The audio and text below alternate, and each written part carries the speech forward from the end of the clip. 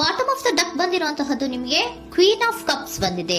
ನಿಮ್ಮ ಲವ್ ಲೈಫಿನ ವಿಚಾರವಾಗಿ ಬಹಳ ಕೇರಿಂಗ್ ಅನ್ನ ಮಾಡ್ತಾ ಇರುವಂತಹದ್ದು, ಅದ್ರ ಬಗ್ಗೆನೇ ನೀವು ಯೋಚನೆಯನ್ನ ಮಾಡ್ತಾ ಇರುವಂತಹದ್ದು, ಒಂದು ಸ್ಟೇಬಲ್ ರಿಲೇಶನ್ಶಿಪ್ ಅನ್ನ ಉಳಿಸ್ಕೋಬೇಕು ಅನ್ನುವಂತಹ ಆಲೋಚನೆಯನ್ನ ಮಾಡ್ತಾ ಇರುವಂತಹದ್ದು ರೆಪ್ರೆಸೆಂಟ್ ಆಗ್ತಾ ಇದೆ. ಪಾಸ್ಟಿನ ಬಗ್ಗೆ ಹೇಳೋದಾದ್ರೆ ಎಲ್ಲವೂ ಚೆನ್ನಾಗಿಯೇ ಇತ್ತು. ಫುಲ್ ಕಾರ್ಡ್ ರೆಪ್ರೆಸೆಂಟ್ ಆಗ್ತಾ ಇದೆ ಅಂದ್ರೆ ಜಾಯ್ಫುಲ್ ಆಗಿತ್ತು, ಚೆನ್ನಾಗೇ ಮಾತಾಡ್ತಾ ಇದ್ರಿ, ಖುಷಿಯಾಗಿದ್ರಿ, ಖುಷಿಯಾಗಿ ಓಡಾಡೋದು ಎಲ್ಲವನ್ನೂ ಕೂಡ ನೀವು ಮಾಡಿರುವಂತಹದ್ದು ರೆಪ್ರೆಸೆಂಟ್ ಆಗ್ತಾ ಇದೆ. ಆದ್ರೆ ನೀವು ಯಾವಾಗ ಸೀರಿಯಸ್ ಆಗಿ ಕಮಿಟ್ಮೆಂಟ್ ಅನ್ನ ಕೇಳೋದಕ್ಕೆ ಶುರು ಮಾಡ್ತಿರೋ, ಅಥವಾ ನೀವ್ ಯಾವಾಗ ಸ್ವಲ್ಪ ಚೇಂಜಸ್ ಗಳನ್ನ ಮಾಡ್ಕೋ ಅಂತ ಹೇಳೋದಕ್ಕೆ ಶುರು ಮಾಡ್ತಿರೋ, ಅಥವಾ ನೀವು ಸ್ಪಷ್ಟವಾಗಿ ನಿಮ್ಮ ಲವ್ ಲೈಫಿನ ವಿಚಾರವಾಗಿ ಹೀಗೆ ಇರಬೇಕು ಅಂತ ಯಾವಾಗ ಒಂದು ಗಡಿಗಳನ್ನ ಹಾಕೋಕೆ ಶುರು ಮಾಡ್ತಿರೋ, ಆಗ ನಿಮ್ಮ ಲವ್ ಲೈಫಿನ ವಿಚಾರದಲ್ಲಿ ಫೀಲಿಂಗ್ಗಳು ಲೆಫ್ಟ್ ಔಟ್ ಆಗುವಂತ ಸಾಧ್ಯತೆಗಳು ಇದ್ದಿರುವಂತಹದ್ದು ನಿಮ್ಮ ಪಾಸ್ಟಿನಲ್ಲಿ ರೆಪ್ರೆಸೆಂಟ್ ಆಗ್ತದೆ. ನೀವೇನಾದ್ರೂ ಹಾಗಿರ್ಬೇಕು ಹೀಗಿರ್ಬೇಕು ಅಂತ ಏನಾದ್ರೂ ನೀವು ಅವ್ರಿಗೆ ಹೇಳಿದ್ರೆ ಅವರು ನಿಮ್ಮಿಂದ ಸ್ವಲ್ಪ ಸ್ವಲ್ಪ ದೂರ ಹೋಗಿರುವಂತಹದ್ದು ರೆಪ್ರೆಸೆಂಟ್ ಆಗ್ತಾ ಇದೆ. ಯಾಕಂದ್ರೆ ನೀವು ಖುಷಿಯಾಗಿರ್ಬೇಕು, ಸಂತೋಷ ಆಗಿರ್ಬೇಕು ಅಷ್ಟನ್ನ ಮಾತ್ರನೇ ಅವರು ಎಕ್ಸ್ಪೆಕ್ಟ್ ಅನ್ನ ಮಾಡುವಂತಹದ್ದು. ಈಗ ಸದ್ಯದ ಮಟ್ಟಿಗೆ ಅವರು ನಿಮ್ಗೆ ಯಾವುದೇ ರೀತಿಯ ಸೀರಿಯಸ್ ಕಮಿಟ್ಮೆಂಟ್ಗೆ ಒಳಗಾಗುವಂತ ಸಾಧ್ಯತೆಗಳು ಯಾವುದು ಇದ್ದಿರೋ ಮಟ್ಟಿಗೆ ನಿಮ್ಮ ಪಾಸ್ಟ್ ನಲ್ಲಿ ರೆಪ್ರೆಸೆಂಟ್ ಆಗ್ತಾ ಇಲ್ಲ. ಈ ಪರ್ಸನ್ ಏನು ಈ 4 ಕಾರ್ಡ್ ಬಂದಿದೆಯೋ, ಈ ಪರ್ಸನ್ ಸೀರಿಯಸ್ ಕಮಿಟ್ಮೆಂಟ್ ಗೆ ಸಿಗುವಂತಹ ಸಾಧ್ಯತೆಗಳು ಇದ್ದಿರೋ ಮಟ್ಟಿಗೆ ನಿಮ್ಮ ಪಾಸ್ಟ್ ನಲ್ಲಿ ಕಾಣಿಸ್ತಾ ಇಲ್ಲ. ಆಗ ಅವರಿಗೆ ಫೀಲಿಂಗ್ ಲೆಫ್ಟ್ ಔಟ್ ಆಗಿರುವಂತಹದ್ದು, ಅವರು ಸ್ವಲ್ಪ ಸ್ವಲ್ಪ ಚೇಂಜ್ ಆಗಿ ನಿಮ್ಮಿಂದ ದೂರ ಹೋಗಿರುವಂತಹದ್ದು ಈ ಕಾರ್ಡಿನಲ್ಲಿ ರೆಪ್ರೆಸೆಂಟ್ ಆಗ್ತಾ ಇದೆ. ಅಟ್ ದ ಪ್ರೆಸೆಂಟ್ ನಲ್ಲಿ ನಿಮಗೆ ಬಂದಿರುವಂತಹ ಕಾರ್ಡ್ ಏನು, ವೀಲ್ ಆಫ್ ಫಾರ್ಚೂನ್. ಬದಲಾವಣೆಯ ಮಾರ್ಗವನ್ನ ನೀವು ಹಿಡಿಬೇಕು, ಅಂದ್ರೆ ಬದಲಾವಣೆ ಆಗ್ಬೇಕು. ನೀವು ಅವರು ಸೀರಿಯಸ್ ಕಮಿಟ್ಮೆಂಟ್ ಅನ್ನ ಕೇಳಿದಾಗ ಅವರು ನಿಮ್ಮಿಂದ ದೂರ ಹೋಗಿದ್ದಾರೆ ಅಂದ್ರೆ ನೀವೇನ್ ಮಾಡ್ಬೇಕು, ಅಟ್ ದ ಪ್ರೆಸೆಂಟ್ ನಲ್ಲಿ ಬದಲಾವಣೆಯ ಮಾರ್ಗವನ್ನ ಹಿಡಿಬೇಕು. ಬದಲಾವಣೆಯ ಮಾರ್ಗವನ್ನ ಮಾಡ್ಕೊಳಕ್ಕೆ ಹೋಗ್ತೀರಾ, ಆದ್ರೆ ನಿಮ್ ಕೈಲಿ ಆಗ್ತಾ ಇಲ್ಲ. ಯಾಕಂದ್ರೆ ವೀಲ್ ಆಫ್ ಫಾರ್ಚೂನಿನ ಕ್ಲಾರಿಫಿಕೇಶನ್ ಕಾರ್ಡ್ ಬಂದಿರುವಂತಹದ್ದು ಯಾವುದು, ಡೆವಿಲ್ ಕಾರ್ಡ್ ರೆಪ್ರೆಸೆಂಟ್ ಆಗ್ತಾ ಇದೆ. ಡೆವಿಲ್ ಕಾರ್ಡ್ ಏನನ್ನ ರೆಪ್ರೆಸೆಂಟ್ ಮಾಡುತ್ತೆ, ಅಡಿಕ್ಷನ್ ಅನ್ನ ರೆಪ್ರೆಸೆಂಟ್ ಮಾಡುತ್ತೆ. ಯಾವಾಗ್ಲೂ ಅವರ ಬಗ್ಗೆನೇ ಯೋಚನೆ ಮಾಡ್ತಾ ಇರೋದು, ಅದ್ರ ಬಗ್ಗೆನೇ ಥಿಂಕ್ ಮಾಡ್ತಾ ಇರೋದು. ಸ್ವಲ್ಪ ಬದಲಾವಣೆ ಮಾಡ್ಕೊಳಕ್ ಹೋಗ್ತೀರಾ, ಮತ್ತೆ ಪುನಃ ವಾಪಸ್ ಹಿಂದಕ್ಕೆ ಬರ್ತೀರಾ, ಮತ್ತೆ ಆಲೋಚನೆಯನ್ನ ಮಾಡಕ್ಕೆ ಶುರು ಮಾಡ್ತೀರಾ. ಆ ಕಾರಣವಾಗಿಯೇ ನಿಮ್ಗೆ ನೋವುಗಳು ಆಗ್ತಾ ಇರುವಂತದ್ದು ಅಟ್ ಪ್ರೆಸೆಂಟಿನಲ್ಲೂ. ನೀವು ಬದಲಾವಣೆ ಆಗೋಕೆ ಹೋಗ್ತೀರಾ, ಎಲ್ಲಿ ಬದಲಾವಣೆ ಆಗ್ತಾ ಇದ್ದೀರಾ, ಎಲ್ಲಿ ಚೇಂಜಸ್ ಆಗ್ತಾ ಇದ್ದೀರಾ, ನೀವು ಆಗ್ತಾ ಇಲ್ಲ. ಯಾಕೆ ಹೇಳಿ, ನಿಮ್ಮಲ್ಲಿ ಅಡಿಕ್ಷನ್ ಗಳು ರೆಪ್ರೆಸೆಂಟ್ ಆಗ್ತಾ ಇದೆ. ತುಂಬಾ ಅಡಿಕ್ಷನ್ ಇರೋದ್ರಿಂದ, ನಿಮ್ಮ ಲವ್ ಲೈಫ್ ನ ವಿಚಾರವಾಗಿ ನೀವು ತುಂಬಾ ಅಡಿಕ್ಟ್ ಆಗಿರೋದ್ರಿಂದ ನೀವು ಯಾವುದೇ ರೀತಿಯ ಬದಲಾವಣೆಯನ್ನ ನೀವು ಮಾಡ್ಕೋತಿಲ್ಲ. ನಿಮ್ಮ ಲವ್ ಲೈಫ್ ನ ವಿಚಾರವಾಗಿ ನೀವು ಬದಲಾವಣೆಯನ್ನೇ ಮಾಡ್ಕೋತಾ ಇಲ್ಲ. ಅವ್ರು ಕಮಿಟ್ಮೆಂಟ್ ಕೊಟ್ಟಿಲ್ಲ, ಅವ್ರು ಹೋದ್ರು ಅಂದ್ಮೇಲೆ ನೀವು ಮುಂದೆ ಬರ್ಬೇಕು, ನಿಮ್ಮ ಜೀವನದಲ್ಲಿ ನೀವು ಮುಂದೆ ಮುಂದೆ ಬರ್ಬೇಕು. ಸೊ ನೀವು ಮುಂದೆ ಬರಕ್ ಹೋಗ್ತೀರಾ, ಆದ್ರೆ ಅಲ್ಲೇ ಸ್ಟ್ರಕ್ ಆಗ್ತಾ ಇರುವಂತಹದ್ದು ರೆಪ್ರೆಸೆಂಟ್ ಆಗ್ತಾ ಇದೆ. ನೀವ್ ಯಾವಾಗ ಅಡಿಕ್ಷನ್ ಗಳನ್ನ ಜಾಸ್ತಿ ಮಾಡ್ಕೋತಿರೋ ಅಬ್ಸೆಷನ್ ಆಗತ್ತೆ. ಯಾವಾಗ ನಿಮ್ಮಲ್ಲಿ ಅಬ್ಸೆಷನ್ ಗಳಾಗಕ್ಕೆ ಶುರು ಆಗುತ್ತೋ ಆಗ ನಿಮ್ಮ ನೋವುಗಳು ಜಾಸ್ತಿ ಆಗುತ್ತೆ.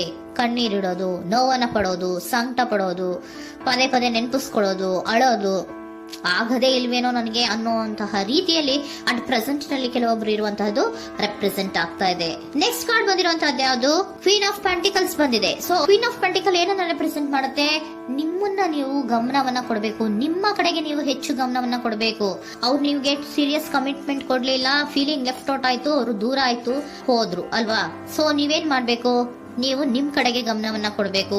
ವೀಲ್ ಆಫ್ ಫಾರ್ಚೂನ್ ಅಂದ್ರೆ ಏನು, ನೀವು ಬದಲಾವಣೆಯ ಮಾರ್ಗವನ್ನ ಹಿಡಿಬೇಕು. ಬದಲಾವಣೆಯ ಮಾರ್ಗವನ್ನ ಮಾಡ್ಕೊಳ್ಳೋದಕ್ಕೆ ಹೋದ್ರೂ ಕೂಡ ಮತ್ತೆ ವಾಪಸ್ ಹಿಂದೆ ಬರೋದು, ಮತ್ತೆ ಅಡಿಕ್ಷನ್ ಆಗೋದು, ಮತ್ತೆ ನೆನಪಿಸ್ಕೊಳ್ಳುವಂತಹದ್ದು, ಮತ್ತೆ ನೋವನ್ನ ಪಡುವಂತಹದ್ದು ನಿಮ್ಮಲ್ಲಿ ರೆಪ್ರೆಸೆಂಟ್ ಆಗ್ತಾ ಇದೆ. ನೀವು ಈ ಅಡಿಕ್ಷನ್ ಗಳಿಂದ ನೀವು ಆಚೆ ಬರಬೇಕು ಅಂದ್ರೆ ನಿಮ್ಮನ್ನ ನೀವು ಬ್ಯುಸಿಯಾಗಿ ಇಟ್ಕೋಬೇಕು.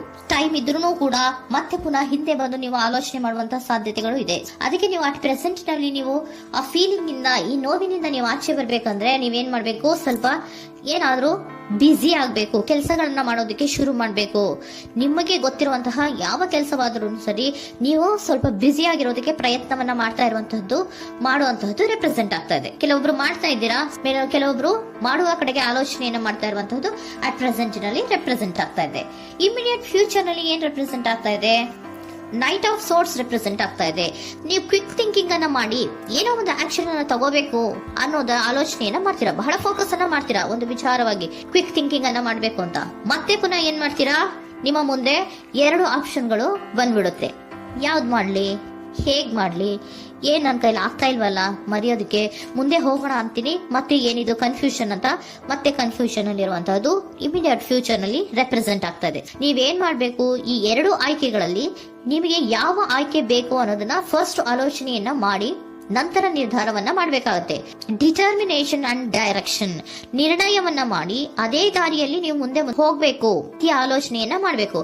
ಆ ರೀತಿಯ ಆಲೋಚನೆಯನ್ನ ಮಾಡಿದ್ರೆ ಇನ್ ನಿಯರ್ ಫ್ಯೂಚರಿನಲ್ಲಿ ನೀವು ಆ ರೀತಿ ಆಲೋಚನೆಯನ್ನ ಮಾಡಿದ್ರೆ ನಿಮ್ಮಲ್ಲಿ ಒಂದು ಪಾಸಿಟಿವ್ ಚೇಂಜಸ್ ಗಳಾಗತ್ತೆ. ಸ್ಟಾರ್ ರೆಪ್ರೆಸೆಂಟ್ ಆಗ್ತಾ ಇದೆ, ಕೆಲವೊಂದು ರೀತಿಯ ಪಾಸಿಟಿವ್ ಚೇಂಜಸ್ ಗಳು ಆಗತ್ತೆ. ನಿಮ್ಗೆ ಏಂಜಲ್ ಗೈಡೆನ್ಸ್ ಏನ್ ಕೊಡ್ತಾರೆ ಅನ್ನೋದನ್ನ ನೋಡೋಣ.